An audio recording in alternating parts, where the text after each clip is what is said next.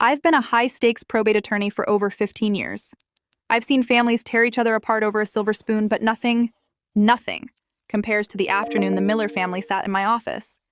Arthur Miller was a ghost, a quiet, unassuming man who'd built a logistics empire while his family treated him like a walking ATM.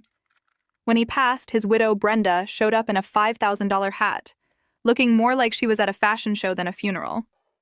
Her two sons were already arguing about who'd get the beach house before they even sat down. Then, I opened the letter. Pause. To my family, I began. If you're hearing this, it means you finally stopped talking long enough to listen. Brenda, my dear devoted wife.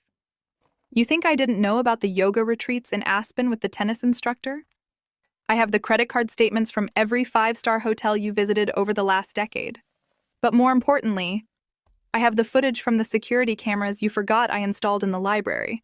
Since the house was technically a corporate asset and you signed a very specific post-nup, you're leaving today with exactly what you brought into this house 30 years ago.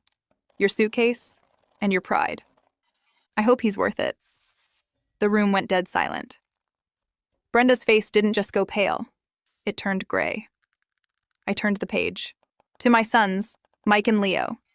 You spent your lives waiting for me to kick the bucket so you could liquidate my hard work. Mike, I know about the consulting fees you've been funneling to your shell company. It's called embezzlement, son. Leo, I know you've been selling my vintage car collection behind my back for years, replacing them with high-end fakes. You both think you're so smart. But I stayed quiet, because I wanted to see just how deep you'd dig your own graves. The estate is gone, all of it. I've donated every single cent to the local animal shelter and the public library. The only two places that never asked me for a handout. Except for Sarah, voice softens. I looked at Arthur's youngest daughter, the one who'd been sitting in the back wearing a simple hoodie, the only one actually crying. Sarah, you're the only one who called just to say hello. The only one who brought me soup when I was sick. Not because you wanted the keys to the Porsche, but because you actually cared. The beach house? It's in a private trust. Just for you.